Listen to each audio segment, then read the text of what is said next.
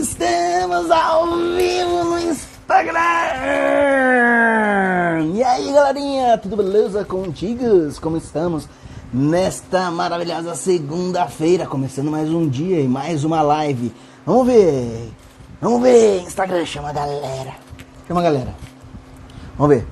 Oh, esqueci de colocar aqui um fundo musical, galera. Pô, esqueci. Então vai agora. AC/DC, pô, minha filha ama isso aqui.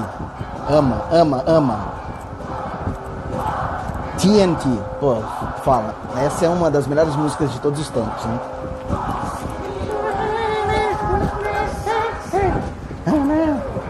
Não tem ninguém ao vivo? Quem está ao vivo, como ao vivo eu estou aí, galera? Ninguém? Pô, vamos continuar então aqui, vamos deixar gravado. E é o seguinte, baixar aqui o som e vamos começar. Chega de enrolação. Pessoal, então, de novo, aqui nossa live vai ficar 24 horas aí no nosso perfil no Instagram. Depois, amanhã pela manhã, o que eu faço? Eu extraio esse vídeo e mando lá pro YouTube. Também extraio o MP3, o áudio desse vídeo, jogo lá pro Spotify, nosso podcast. Então lá vocês podem ouvir no Spotify até o resto da vida e no YouTube também. Então vai ficar pro resto da vida ali. Mas tem que assistir. Eu tô acompanhando lá no YouTube. Ninguém tá assistindo. Ó, tem umas 5 visualizações lá. Pô. Ó. Materialzinho. Ó, chuchu beleza, hein? Fica atento. Outra coisa. Bom, falaram para eu me apresentar, né, cara? Todos os vídeos que eu faço. Então vamos lá. Deixa eu me apresentar. Meu nome é Daniel Messias da Trindade. Eu tenho aí o perfil do Instagram, vocês, que eu imito o Alien de vez em quando, né? Vocês viram aí? Pô, ficou legal o Alien, hein? Ficou massa, hein? Vou dirigindo direto, viagem direto. É Marte até Ribeirão Preto, cara. Liliane Vieira 2018, seja muito bem-vinda. Boa noite, tudo bem? Obrigado pela companhia. Então, Liliane, tô conversando aqui com o pessoal. Hoje a gente vai falar sobre os artigos mais cobrados de direito constitucional, tá? A gente vai iniciar hoje, então, eu estou ensinando a galera a fazer o chamado vade-mecum mastigado. Então, com a indicação dos artigos dos dispositivos de lei que mais são cobrados no concurso público e na OAB. Para que seja fácil a revisão antes de prova, 30 dias antes de prova, tá? Com os artigos de lei mais cobrados já anotados, vocês vão ver que fica muito rápido qualquer tipo de revisão do texto de lei para fazer uma prova, tá? Bom, a gente vai falar hoje sobre direito constitucional. Meu nome é Daniel Trindade, então Daniel Messias da Trindade. Eu sou professor, autor de mais de 60 livros na editora Juspodium, já vendi mais de 60 mil livros aí. Sou coordenador editorial e sócio fundador da editora Tríade, uma editora jurídica digital. Também fui sócio fundador do aplicativo iGabaritei, que a gente encerrou as atividades no ano passado, no meio do ano passado, e a gente estava aí com 18 mil alunos. Sou ex-delegado de polícia do estado do Rio Grande do Sul, aprovado em uma série de outros concursos públicos pela minha vida profissional, durante a minha vida profissional, tá?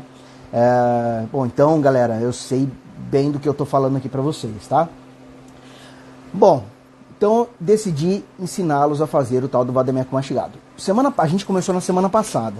E aí na semana passada a gente falou de direito do consumidor, a gente começou a analisar então alguns artigos lá do Código de Defesa do Consumidor, a gente falou também de direito processual civil e a gente falou também de direito processual penal, né, se eu não me engano. Na segunda-feira eu não me lembro, a gente não começou a tratar de direito constitucional, né? Então a gente vai começar hoje, tá? Então hoje é a nossa primeira aula de direito constitucional, com o apontamento dos artigos mais cobrados da Constituição para vocês. Agora se liga, olha só o que eu vou fazer.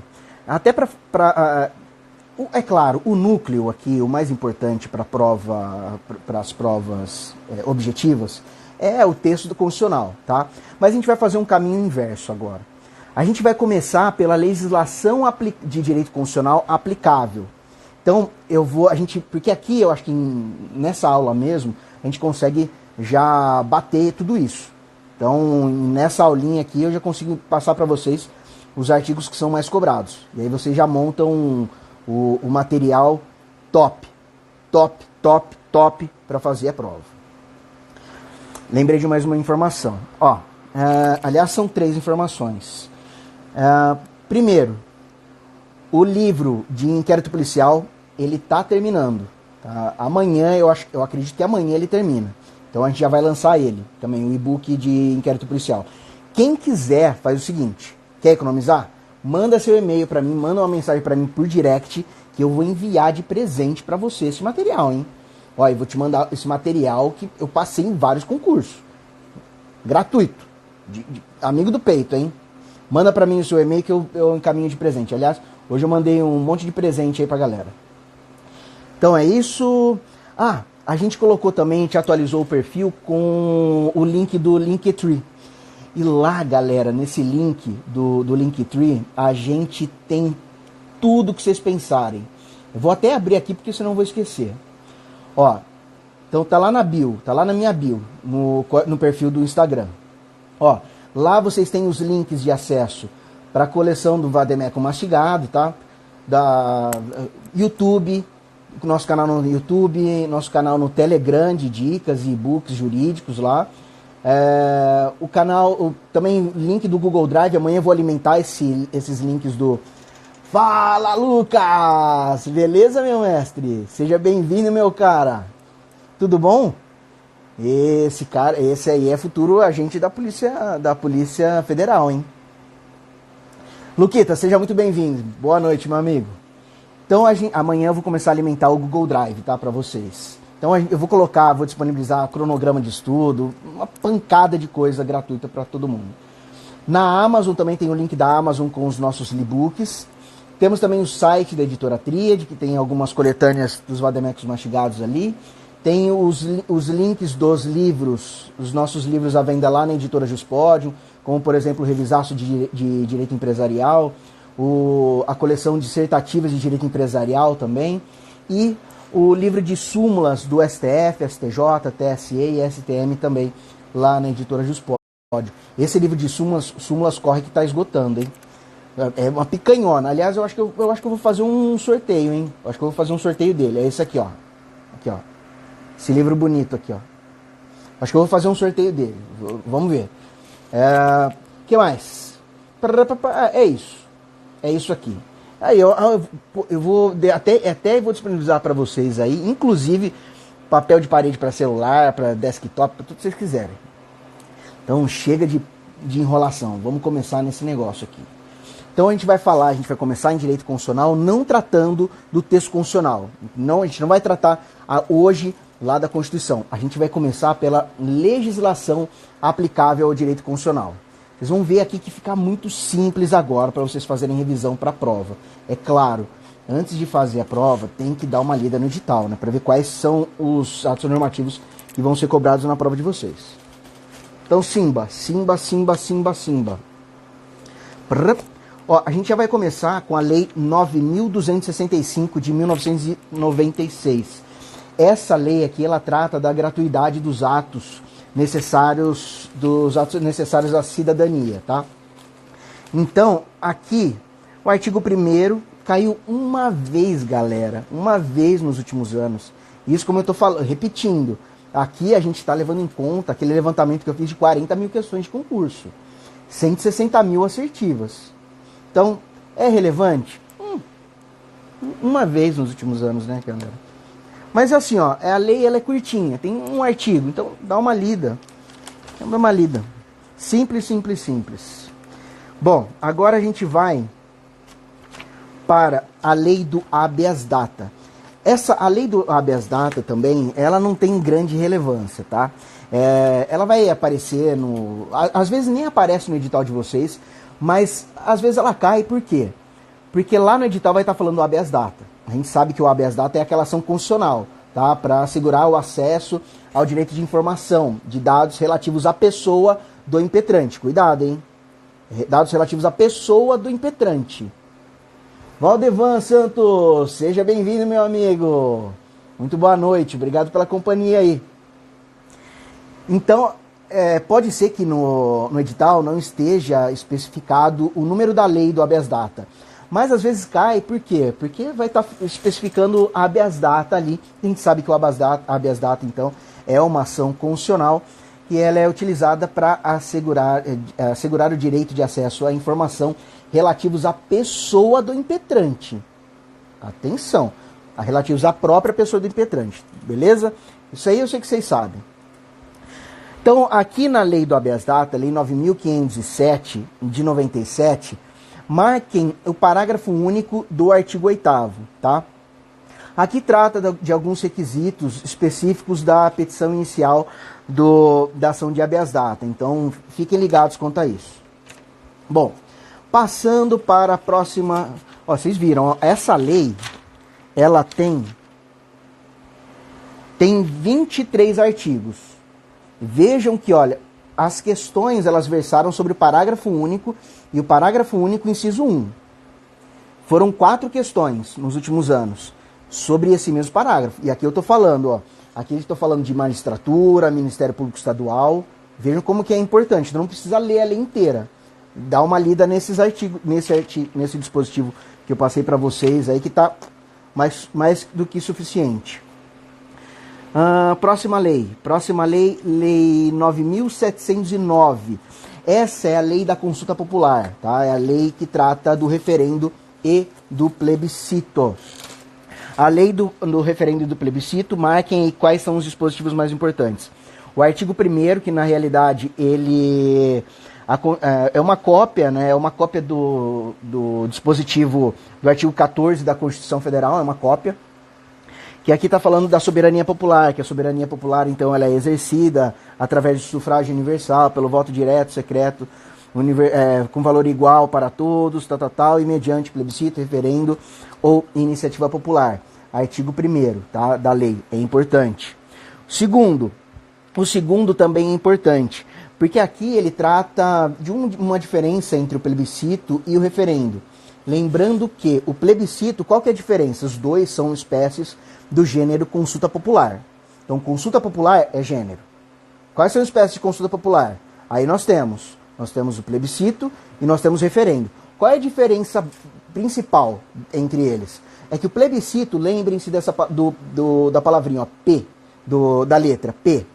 Então, o P significa que antes então dessa lei, da lei que vai ser sujeita à edição, vai haver então uma prévia consulta popular. Então as pessoas serão previamente consultadas.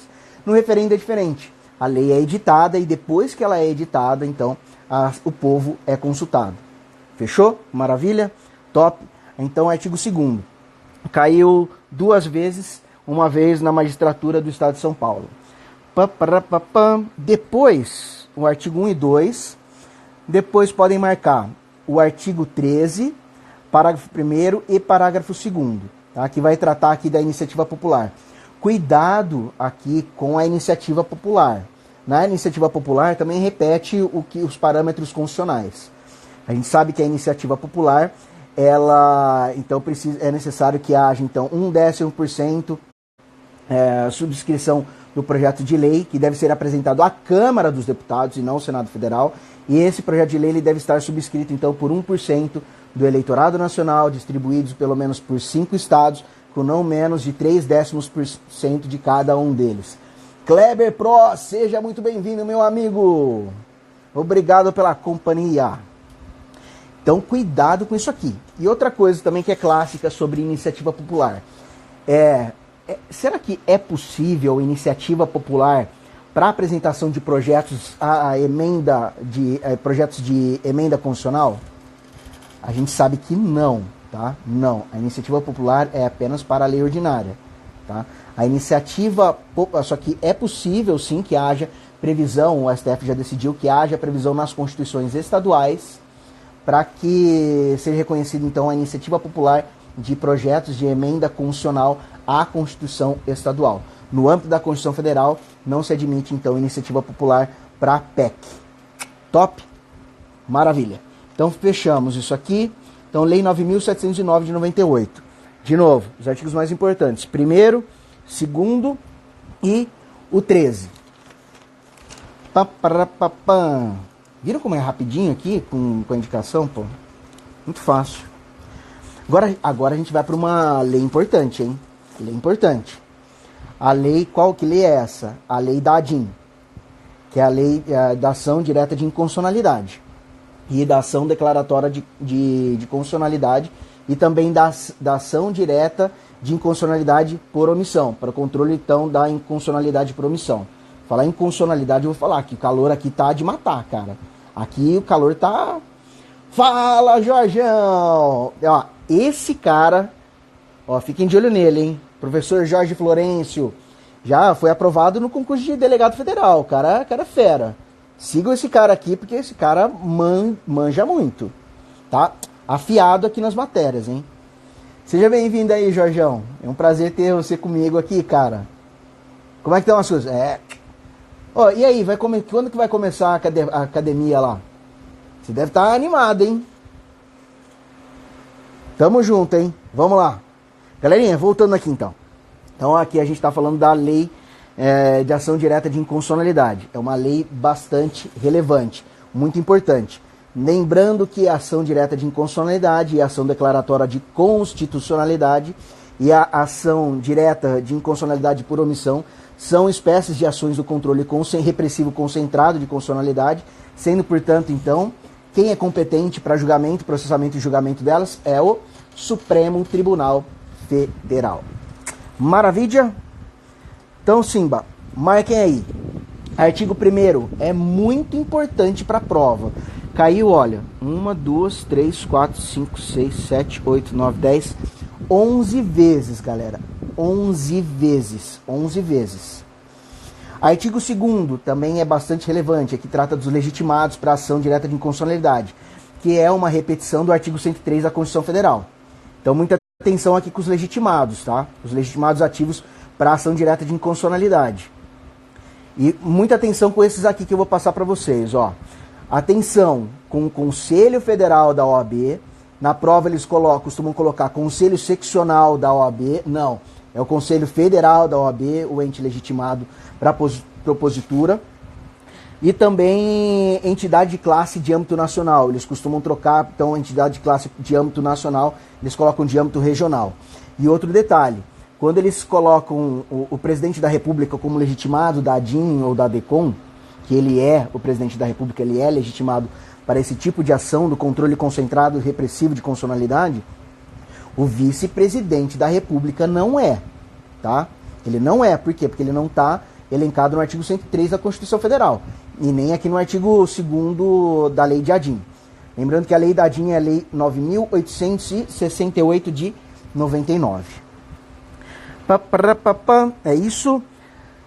Próximo artigo que é bastante relevante, o artigo 5º, que ele fala que proposta ação direta de inconstitucionalidade não se admitirá a desistência. E por que não se admite? Muito fácil isso aqui. Por que não se admite a desistência da ação direta de inconstitucionalidade? Porque aqui a gente está tratando de matéria de ordem pública, tá? Então tem um interesse relevante. É por isso que ela continua. Sétimo, o artigo 7º também, muito importante. Ó, caiu, isso aqui caiu demais, hein? Só, ó, 1, 2, 3, 4, 5, 6, 7, 8, 9, 10, 11, 12, 13, 14, 15, 16, 17, 18 vezes nos últimos anos. Isso aqui é relevante, hein? Anota aí. Fala, Vini! Kaique Juan também entrou. Sejam muito bem-vindos, meus amigos, à nossa live do Instagram. Estamos analisando, então, os artigos mais cobrados em direito constitucional. Essa é a primeira aula nossa, então a gente não começou pelo texto constitucional, a gente começou pela legislação esparsa, então pela legislação aplicável ao direito constitucional. Para a gente aniquilar essa em uma aulinha, que é mais do que suficiente, e aí nas próximas aulas a gente já começa a falar no texto constitucional. A gente já pega lá desde o artigo 1º da Constituição. Aliás, a gente vai falar desde o preâmbulo. Então bora. Outro detalhe também, vale a pena lembrar. Aqui, galera, para a gente ter tempo de tratar de bastantes artigos, o que eu vou fazer? Eu vou fazer o supra-sumo dos artigos mais cobrados. Então, assim, os artigos mais cobrados, aqui eu estou passando os artigos mais cobrados dos artigos mais cobrados. Então, é o núcleo do núcleo, tá? Chloe Cakes, seja muito bem-vinda. Olha, eu não consigo mais ficar vendo as fotos dos bolos no seu perfil, não. Não dá, não dá. O último que eu vi bolo de cenoura lá, quase que me arrebentou o coração. Seja bem-vinda, Cláudia. E aí é o seguinte, então a gente vai dar um tapa e já aniquilar com a legislação esparsa, aplicável ao direito constitucional. Artigo 7º, muito relevante, eu disse que caiu muitas e muitas vezes. Aqui é o dispositivo legal que fala que não se admitirá, então, intervenção de terceiros no processo de ação direta de inconstitucionalidade. Mas cuidado aqui, hein? Embora não se admita intervenção de terceiros, admite-se o quê? O amicus curiae. Então, o amicus curiae é admitido. Lá o parágrafo 2º ainda fala que o relator, considerando a relevância da matéria e a representatividade dos postulantes, poderá, por despacho irrecorrível, admitir, observado o prazo do parágrafo anterior, a manifestação de outros órgãos ou entidades. Os pormenores do amicus curiae foram previstos lá aonde? No novo CPC. Então, por exemplo, quais são os limites de atuação então do amicus curiae? É o julgador que vai fixar. Maravilha? Lembrando aqui, a decisão então para a intervenção do amicus curiae, não se admite intervenção de terceiros na ADIM, nas ações diretas de inconstitucionalidade, ação declaratória de constitucionalidade, mas admite-se o quê? A figura do amicus curiae. Quem decide isso é o relator. Via despacho, esse despacho é irrecorrível. Cai muito, isso aqui cai assim, ó. Não cai, despenca. Assim, ó, bum, despenca. Então, despacho é irrecorrível. Legal? Bora. Então, o artigo 10 é relevante, tá? Aqui está tratando da medida cautelar em ação direta de inconstitucionalidade, lembrando, tá? Para haver a declaração definitiva, então a decisão de mérito em decisão definitiva na ação direta de inconstitucionalidade e ação declaratória de constitucionalidade, é necessário que haja o quê?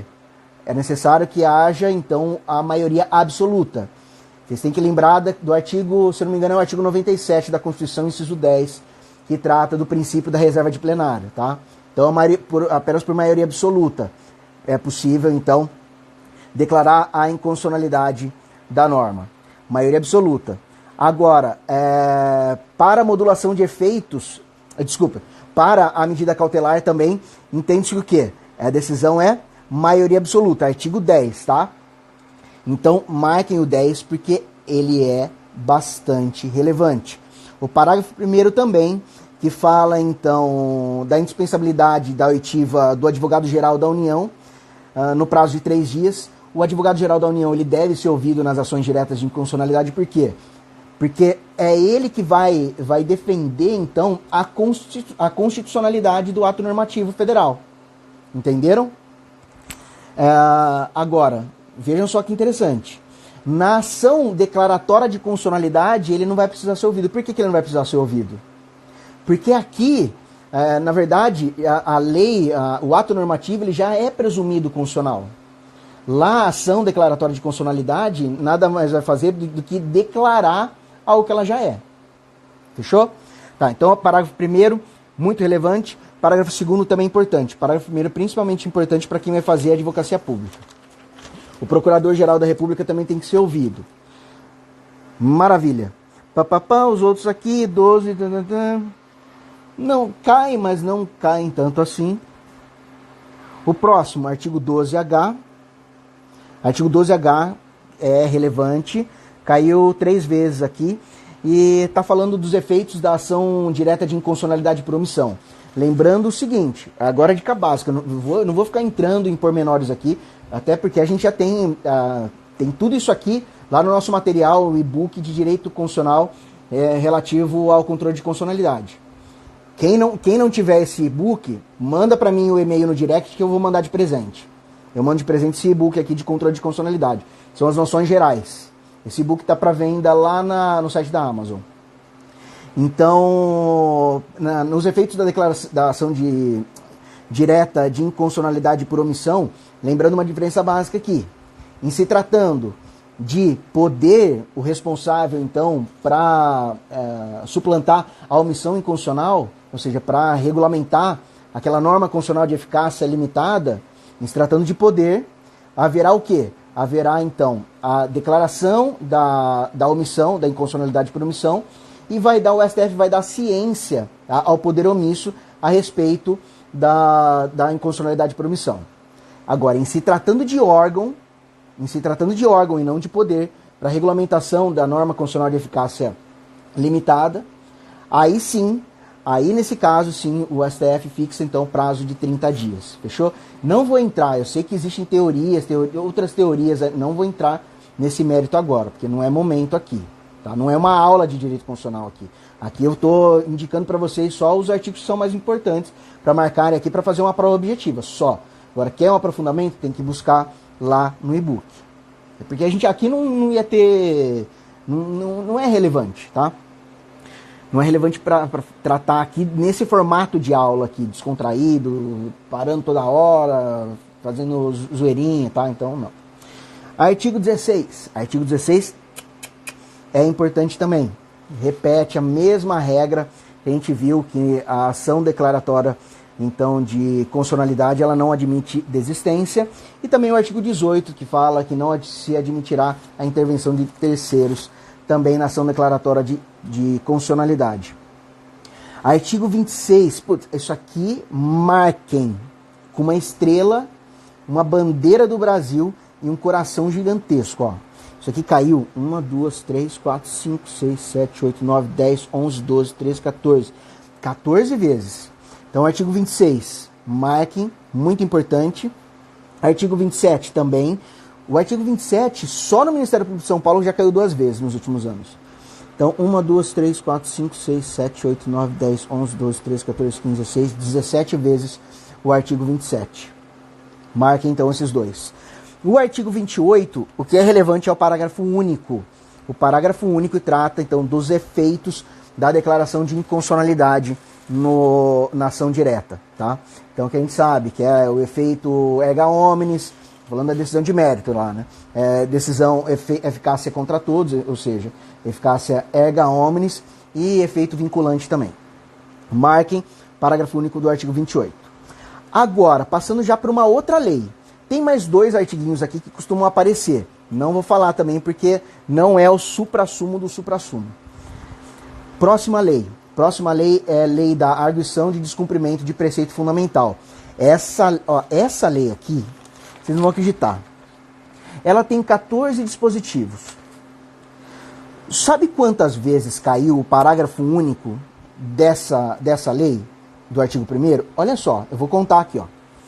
1, 2, 3, 4, 5, 6, 7, 8, 9, 10, 11, 12, 13, 14, 15, 16, 17, 18, 19, 20, 21, 22, 23, 24, 25, 26, 27, 28, 29, 30, 31, 32, 33, 34, 35, 36 vezes nos últimos anos. Então esse aqui tem que ler ou não? Esse aqui tem que ler.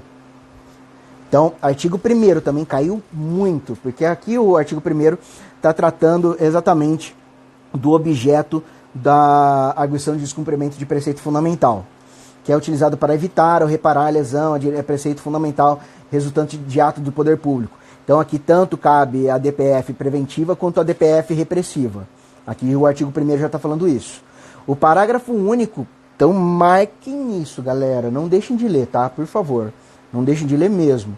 É muito importante para a prova de vocês. O parágrafo único, inciso 1, caiu aquele monte de vezes que eu falei. Não vou nem contar aqui para não encher o saco de vocês. Então, marcaram, tá? Por favor, atenção, muita atenção com ele. Vamos ler isso aqui que é legal. Então, caberá também a arguição de descumprimento de preceito fundamental quando for relevante o fundamento da controvérsia constitucional. Então, aqui já está um primeiro requisito. Então, tem que haver relevância da controvérsia constitucional sobre lei ou ato normativo federal, estadual ou municipal, incluídos os anteriores à Constituição. Aí vejam só que interessante, porque aqui pode ser objeto da arguição de descumprimento de preceito fundamental, então aquelas normas que são anteriores à Constituição Federal. E a gente sabe o seguinte, cabe controle de constitucionalidade através de ADIM das normas anteriores à Constituição Federal? A gente sabe que não cabe, apenas as normas que são supervenientes à edição da Constituição Federal. Então, aquelas promulgadas após a Constituição Federal de 88, ou ainda, se a gente utilizar como paradigma, as emendas constitucionais posteriores, tá? Beleza. A gente sabe que as normas anteriores não. Por quê? Porque elas se sujeitam a um fenômeno de direito intertemporal chamado recepção constitucional, que é aquele fenômeno que as normas anteriores à Constituição, se forem materialmente com elas compatíveis, são recepcionados pela Constituição Federal. Então a gente fala de recepção constitucional. Só que é possível o controle repressivo de constitucionalidade aqui na espécie, a arguição de descumprimento de preceito fundamental, autorizado pelo parágrafo único do artigo 1º da lei de ADPF. Então é possível, tá? Porque ele fala aqui, olha, incluídos os anteriores à Constituição. Outro detalhe importante, relevante aqui. As leis, olha só. A ADIM, qual que é o objeto da ADIM? Então é o controle de constitucionalidade de lei ou ato normativo federal ou estadual. Em se tratando de ação declaratória de constitucionalidade, então qual é o objeto? Lei ou ato normativo federal. Ah, então, Daniel, e o ato normativo municipal? Ele pode ser objeto de ADIM federal? Não. Mas ele pode ser objeto do quê? De arguição de descumprimento de preceito fundamental, porque está previsto aqui. Então, cuidado como vem na prova, hein? Porque se o examinador coloca assim, olha, cabe controle repressivo de constitucionalidade através de ADPF, de um ato normativo municipal. Cabe. Então, havendo controvérsia constitucional, sim, cabe. Tá? Agora, se ele falar, olha, cabe a DIN de ato normativo municipal. Aí não cabe. Legal? Ah, mas tem exceção? Tem uma exceção. Boa, vamos entrar. É que eu fico aqui, essas coisas, exceções aqui, eu fico assim, puxa, será que eu passo para eles? Porque tá tudo lá no e-book, mas o objeto é falar dos artigos mais cobrados, mas é sacanagem também não falar. Eu falei isso no nossa outra live. Mônica, tudo bom, Mônica? Seja bem-vinda novamente. Estava com a gente aqui na última live.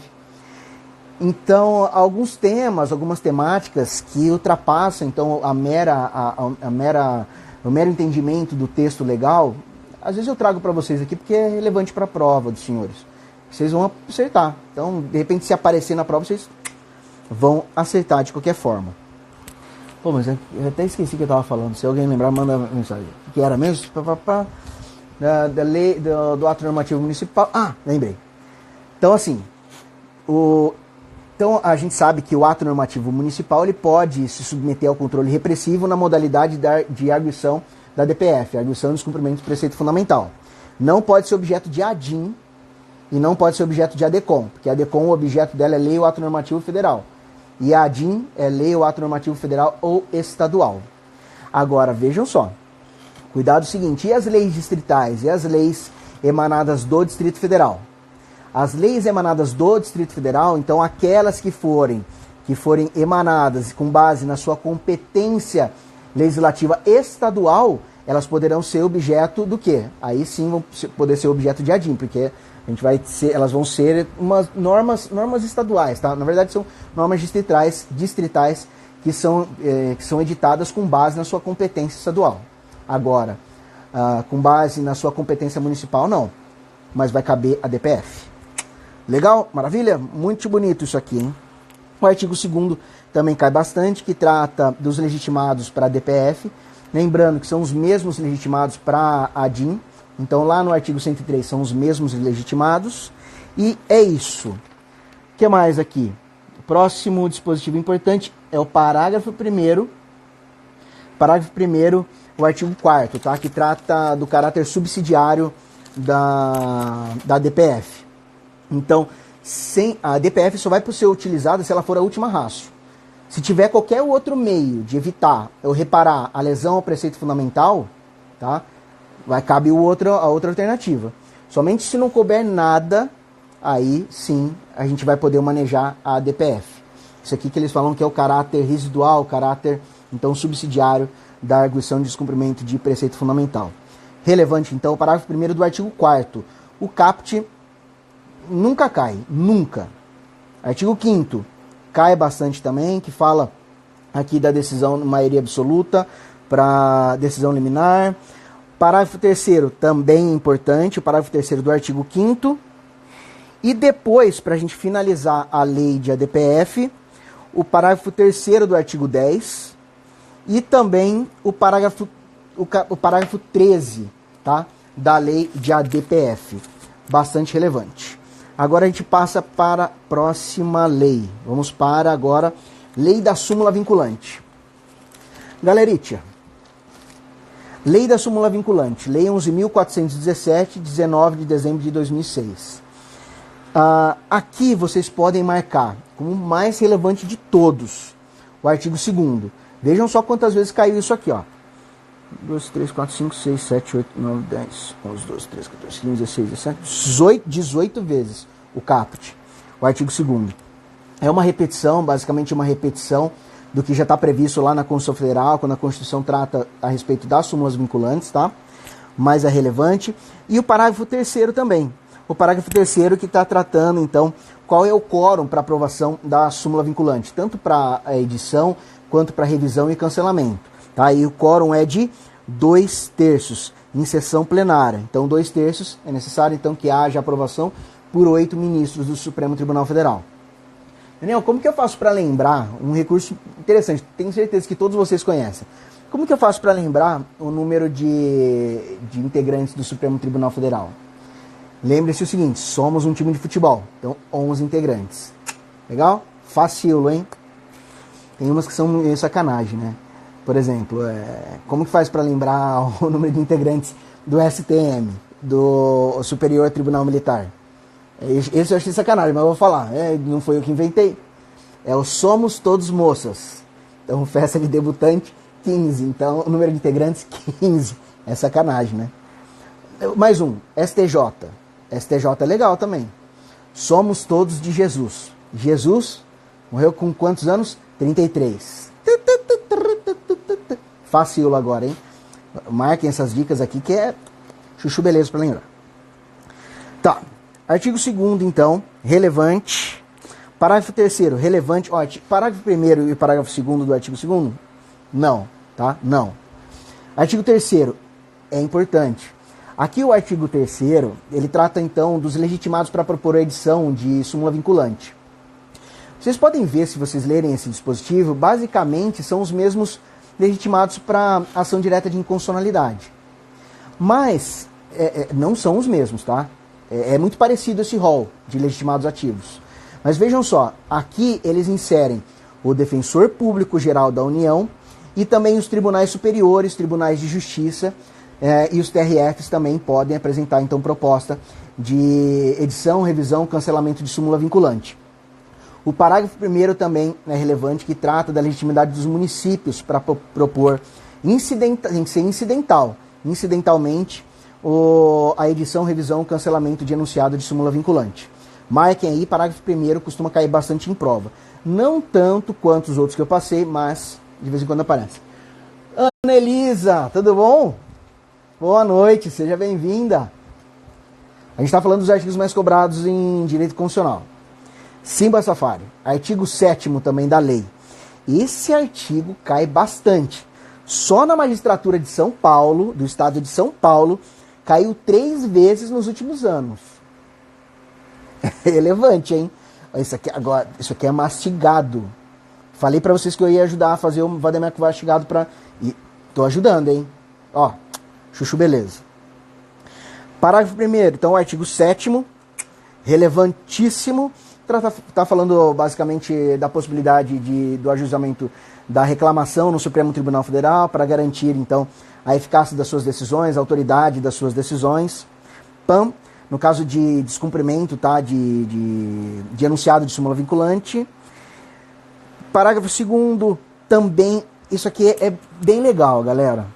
O parágrafo 2º ele fala da procedência da reclamação. Quando o STF ele dá procedência, então, para reclamação, quando houver um descumprimento, então, ao enunciado de súmula vinculante, acontece 2 coisas, tá? E aí vai depender se é um ato administrativo, que não cumpriu o enunciado de súmula vinculante, ou se trata de um ato judicial que descumpriu um enunciado de súmula vinculante. Se for um ato administrativo, o STF vai o quê? Vai anular o ato administrativo. Lembrando que aqui a gente vai falar um pouquinho de administrativo. A anulação de ato administrativo ela ocorre que por razões de legalidade. Então, razões e critérios de legalidade, então há o controle de legalidade dos atos administrativos. Então aqui ele fala, olha, o STF ele anulará o ato administrativo e cassará a decisão judicial. Então, muito cuidado nessas duas expressões, porque na prova o examinador ele vai trocar. Ele vai falar assim, que o STF na reclamação, no caso de procedência, ele vai cassar o ato administrativo e vai anular a decisão judicial. E esses são conceitos trocados, tá? Então, muita atenção na prova. Já vi muito esse peguinha. Só para vocês terem ideia, isso aqui caiu, ó, 3 vezes nos últimos concursos da magistratura estadual, 3 vezes nos ministérios públicos e 2 vezes nos concursos da VUNESP. Não vou falar em pormenores aqui, especificamente em quais são os concursos, que aqui também é o parâmetro para uma outra matéria, uma outra aula, outra dinâmica.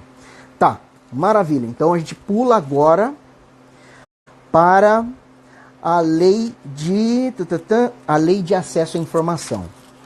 Galeritia, essa lei de acesso à informação aqui, vou passar, não vou entrar aqui nos conceitos novamente, vou passar bem rapidamente aqui para ela. Ela é importante porque ela regula o acesso à informação, tá? Ela trata, para concursos da ABIN, da Agência Brasileira de Inteligência, também para concursos das carreiras policiais, e são para delegado de polícia, agente, é uma lei importante, tá? A Lei 12.527 de 2011 costuma cair, principalmente quando fala dos prazos lá, da classificação das informações, das hipóteses de sigilo, tá? Não vou entrar nesses pormenores, a gente tem lá no Vademécum mastigado também isso. Então marquem aí. Artigo 2º da Lei de Acesso à Informação é relevante, o parágrafo único, o artigo 4º. O artigo 4º, ele traz alguns conceitos. É uma sacanagem quando cai esses conceitos aqui, viu? Eu vou falar. Aê, Anne! Então é uma sacanagem, mas... Então, autenticidade, conceito de autenticidade. Então tem aqui primariedade e integridade. Marcaram esse dispositivo? Passando, olha, a gente passa na lei toda. Depois o próximo artigo que é relevante são as restrições ao acesso à informação, artigo 21 e o seu parágrafo único, artigo 24. E é isso, galera, é isso a lei, então, de acesso à informação, o que é mais importante. Agora vamos ver, próxima lei que a gente vai falar aqui, indicar para vocês. Viram como é rapidinho? Meu, sério mesmo, com essa metodologia, é mamão com açúcar. Mamão com açúcar fazer prova objetiva. São sempre os mesmos artigos que são cobrados, galera. Quem está estudando e costuma fazer questão sabe muito bem do que eu estou falando. Sabe muito bem que são sempre os mesmos artigos que são cobrados em prova. Não sei se o Jorge está aí, que passou para a Polícia Federal, para delegado federal. Ele pode constatar para vocês, são sempre os mesmos artigos que caem em prova. Sempre os mesmos. Então, antes de fazer uma prova objetiva, você vem então num cronograma, já falei também, já vem num cronograma de estudo, punk, de aprofundamento onde deve ser aprofundado, tá? No edital. Não adianta ler todo o edital. Pega nas matérias que são mais importantes, mais relevantes. Como que você tem que fazer isso? Você tem que analisar a banca. Tá? Principalmente naqueles que vão ter segunda fase prova oral. Analisa a banca. Beleza, aí você dá o aprofundamento necessário na doutrina. Daniel, não tem doutrina, tem o resumo. Beleza, o seu resumo, melhor ainda. Se você tiver um caderno, melhor ainda. Você resumiu, melhor ainda. Eu acho muito melhor. Porque você vai conseguir revisar tudo, tá? Agora, só um minutinho aqui, galera, recusar aqui, estão ligando para mim. Então, é importante, se você tem um material para revisão, continua com ele. Continua com ele. Agora, para fazer uma prova objetiva, o que você tem que fazer? Principalmente se você já tem esses artigos anotados, quais são os mais relevantes, mais importantes, você vai pegar lá. O que eu costumava fazer? Pego 2 semanas antes da prova objetiva, e bato só os artigos mais cobrados. Só eles. Eu não fico lendo o Vademécum inteiro. Não. Só os que são mais cobrados. E aí eu faço questão. 2 semanas, questão. Fazia muita questão. Aí não tinha erro, galera. Assim, chega a primeira fase, arrebenta na primeira fase. Aí passa mesmo, vai pra segunda. Mas tem que fazer isso. Se você não tiver uma estratégia, você vai se perder. E aí quando você está perdido, o que vai acontecer com você? Na semana antes da prova, você não vai saber nem o que vai estudar. Vai começar a dar um branco, desespero. Preciso ler tal coisa. Eu não li tal coisa, tal. Vai ler um monte de abobrinha e não vai estudar com efetividade. E outra, ainda vai chegar na prova com aquela sensação de, nossa, eu não vi tal coisa. Não vi tal coisa. Não. Com essa metodologia, você chega e fala, olha, eu fiz o que eu tinha que fazer, agora eu vou chegar lá, vou arrebentar nessa prova e vou passar. Agora eu só estou esperando o meu nome sair na segunda fase para ir lá e ponto. E passar também na segunda fase para a prova oral. Então é assim que tem que pensar. Estudar com estratégia, tá? Ana, isso aqui tem que saber. Sério mesmo, galera, eu já falei também em outras lives. Na época que eu estava estudando, se eu tivesse alguém que chegasse e falasse, Daniel, vai cair esses artigos, eu teria abreviado a minha aprovação uns 2 anos antes. Os 2 anos. 2 anos. Aí que eu pergunto pra galera, pô, quanto que custa o seu sonho aí? Pô, aí é cada um que tem que falar, né? Mas chega de falar abobrinha aqui. Simbora de novo então, ó. Para os artigos mais cobrados em Direito Constitucional. Então, olha, a gente viu várias e várias leis. Marquem agora a Lei 13.300, que é a lei do mandado de junção. Essa é uma lei que é top. Tá? Então, artigo 2º, marquem aí, artigo 2º, que é o mais cobrado. O parágrafo 2º do artigo 4º também é o mais cobrado. Artigo 5º, artigo 8º, artigo 11, artigo 12 e o parágrafo único do artigo 13. É uma lei curtinha, tá? Mas são esses que são os mais relevantes para vocês. E agora? Vamos ver. Acho que é isso. É isso. Bom, a gente viu então, ó. Olha isso aqui, ó. Isso aqui é só a legislação complementar. Aqui tem tudo, só o néctar, galera. Olha, tem dispositivos que nunca caem em prova.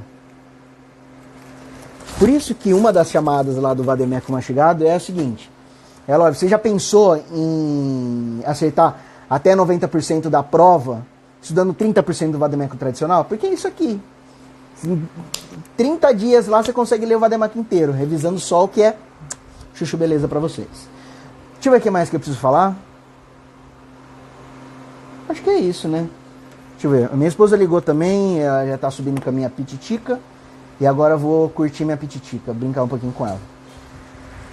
Então, galeritas, na nossa próxima live, sobre os artigos mais cobrados de Direito Constitucional, a gente vai falar lá na próxima segunda-feira, tá? Então, na próxima segunda-feira, a gente volta tendo a aula 2 dos artigos mais cobrados em Direito Constitucional. Estou ajudando vocês, então, a fazer o Vademécum mastigado. Quem não quiser comprar, vai montando aqui. Tá? Aqui, estou passando para vocês. E detalhe, quem quiser um material de controle de constitucionalidade, me manda um e-mail pelo direct, que eu vou mandar de presente. Eu prometi outro presente para vocês também, né? Deixa eu ver. O e-book de inquérito policial. Tem tudo de inquérito policial. Tudo. Também manda para mim o e-mail via direct, que eu vou enviar de presente para você. O que mais? Eu acho que é isso, né? 10 para as 9. Então, galerinha, muito obrigado pela companhia de vocês. Uma boa noite. Nossa, tô com muito calor aqui, cara. Tá pesado, hein? Quem tá aí? Anne tá aí. Quem mais? Eles não atualizam aqui pra mim, parece... Demora para chegar para mim aqui. Anne, muito bom que você apareceu aqui, ó. Aparece nas nossas lives, pô. 8 horas, hein? Todo dia. Beijo no coração para todo mundo. Fui. Bye, bye.